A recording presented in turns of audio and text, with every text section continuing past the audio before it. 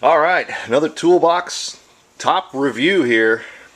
And what we're going to do is we have the Dodge Ram 2500 with the Cummins 5.9 diesel in it.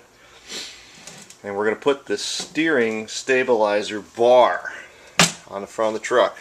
These will tie into the frame.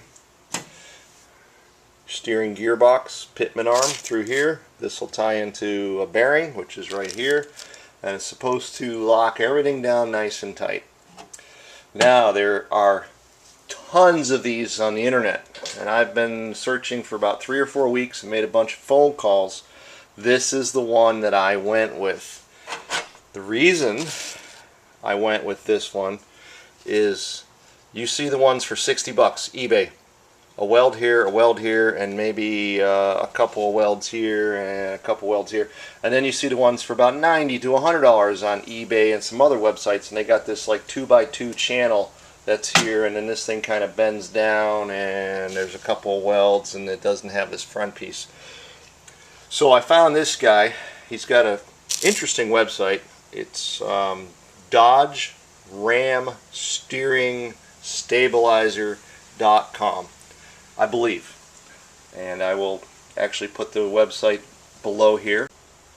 So that's this guy's website. Now, why did I go with this particular bar? They all have the bearing. They all have the nut that goes on the pitman arm with the sleeve for the bearing shaft.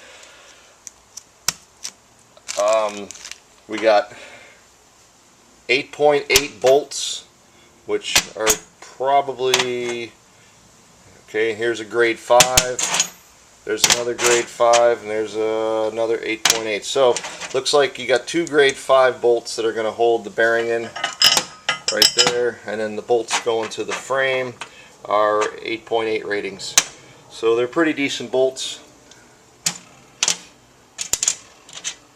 There, I was going to say we're missing a lock washer. Yeah, it looks like it's made pretty decent here. We got some good hardware. This bar is 1/4 inch steel. First thing I liked. Second thing I liked, it is one solid piece. There are no welds in this bar. This is all CNC machined, and then it is rolled and bent. This is all one piece. Now that means rigidity, and that means no welds to break. It's then cleaned and powder coated. $120 is what I paid for this bad boy. Comes with fairly simple instructions to follow, and I'm just going to show you how I did it, and show you basically how easy it is to put on. And it's got a Zerk fitting in there too. So let's get on with it. Let's install this bad boy. Alright, I got some awesome weather rolling in here, so we're going to move fast. So apologize for the camera's movements. Yeah, they're loving to use that first word of the year hurricane here off the coast of Miami. So what we have here is the bar sitting down here, and we're going to try to orientate it. This is how it's going to go up. There's your pitman arm right there. So this bar is basically going to sit. It's going to go under that bolt that holds the sway bar. It's going to come over here and go under that bolt that holds the sway bar, and then this is going to come up under here and grab that, and they're going to replace that nut with that long shaft. So that's pretty much how this is going to be sitting. And give you a little quick view. So that's how it's going to go on. I've got some jack stands out because in the owner's manual of this bar it says to support the sway bar. So I'm just going to do it. Find out what happens when I undo these bolts. I've had this front end of this truck off so many times. I've never used jack stands, but okay, we'll try it.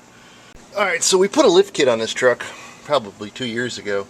And you know, on the bottom of the owner's manual of those things it says to recheck the torque on all your bolts after about 500 miles. You ever do that? I've never done it.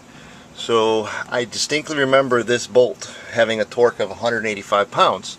So here we are 2 years later. I come down here with a socket. Honest to God.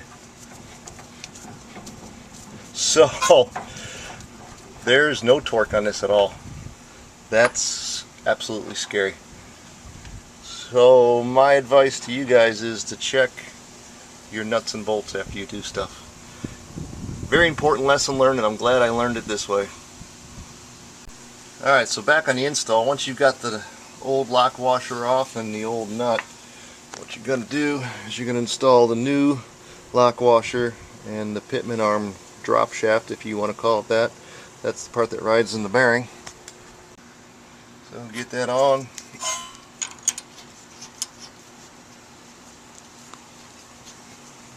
Run it up there and go get my big old torque wrench out. We're going to torque that puppy on.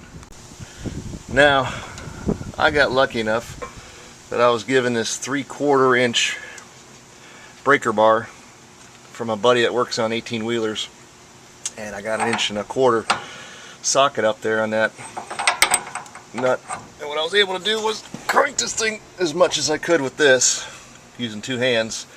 So that put me probably in the ballpark of 185. So now I'm going to torque it down to 185.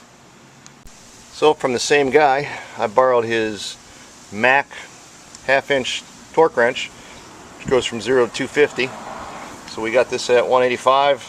Sorry I can't show you torquing it because I've only got one hand to hold the camera and I can't torque with the other. So I'm going to torque that nut down right there, and we're done with the torque on that. Actually, yeah, I gotta show you this. So I got my foot jacked up on the damn front pumpkin, holding that up, and I got 2 hands over here cranking on this thing, trying to get the 185 on that. This is absolutely hilarious. The positions you get into working on trucks.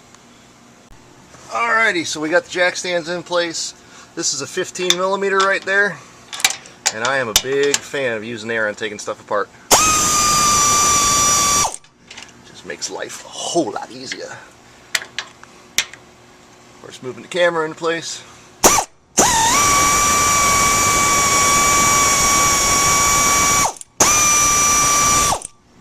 You get the idea. Take both them out, get that side, and come over here, and you see I was already working on that side. Take those bolts out. Alright, so we got all those bolts out. You can see now that the bar is just hanging here. So we're going to drop it down and slide that piece in there and slide the other piece in there, and then loop it around and get it to go up into there. Alright, so we just fished it up and around. It went in real easy. There it is sitting there. Just got to put the 4 new bolts back in. And those are going to be the ones that are marked 8.8. And finger tight. Don't make anything really tight just yet. Yeah, I found this to be important because I always lose stuff. Use the 4 new M10, which is metric thread 10 by 40. 40 is going to be the length, 40mm. So an M10 by 40 bolts with lock and flat washers. So each one of these gets a lock and each one gets a flat. So lock goes on first and then a flat. Do 4 of them, and those are going to go into the stabilizer, steering stabilizer, or the sway bar. I need a cup of coffee. Alright, so the bar is in on both sides. Over there and over here. Now this is the important part. See this right here? What I'm doing is I'm able to move this. It's tight, you know, but it's still able to slide. And what we're going to do is we're going to put that bearing in here, and we're going to center the bearing on there. And then once that is in and that is tight, then we'll come back and tighten up these 4 bolts that hold up the sway bar. And then we're installed. Now we're ready to go for a road test and see how much that, with the combination of this new Bilstein 5100 steering stabilizer I just put on, tightens up this front end. Alright, 2 things here. We've got the bearing ready to go on. Anti-seize that inside so it won't stick. It'll come off because you're going to have to replace the bearing someday. Grease fitting, fill it up with some grease. And of course we love the Amsoil heavy duty polymetric grease. The stuff is amazing. I mean, it is like snot. It's awesome. Eat it for breakfast. No kidding. Alright, so we greased it, anti-seized it. This is going on next. and tighten it up. Now before you start cranking and everything, you have 2 set screws. One there, and there's the other one right there. You want to make sure you take, and I believe it's an 1/8. Yes, it is. You want to take an 1/8 inch and you want to loosen them. Why do you want to loosen them? Because when you're cranking this up, if they're protruding in there, they're going to just make a mess. So you want to make sure this goes all the way up. And then tighten them 2 bolts, and then tighten down your set screws. Okay? Now we're going to go ahead and torque the outsides. That way you won't have any preload on this. So we'll tighten the bar up first, and then we'll go ahead and tighten this up last. Bolted down, torque to 50 pounds. Tighten up those little set screws. Got the outside all tightened up. So this is the finished product. It took about 40 minutes. It wasn't hard to do. It was very simple. Looks pretty beefy and stout, and hopefully it tightens up everything. And that old pitman arm bolt scared the daylights out of me. I don't know if we forgot to tighten it, if it came loose from driving and going off-roading, or if I don't know, an ex-wife came by and undid it. So that was wild catching that. I'm glad I caught that in time. So everything's all nice and tight. I'm going to go through here and check the rest of my bolts, and now's a good time to go ahead and grease up the rest of my front end while I'm down here with the grease gun. Do my yearly maintenance. So we're done. Thanks for watching. Give us a thumbs up, and we'll give you a review on the product in a couple of weeks. There's your website, Dodge Ram Steering Gearbox Stabilizer. And 1/4 inch steel, heavy duty, CNC machined. This is us right here, the 2013 Dodge, or 2003 to 2008. And they've got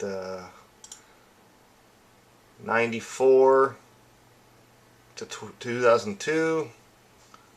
And then they've got, I think, well, that does cover 2003 to 2015, but they have a different bearing because this piece right here is going to be larger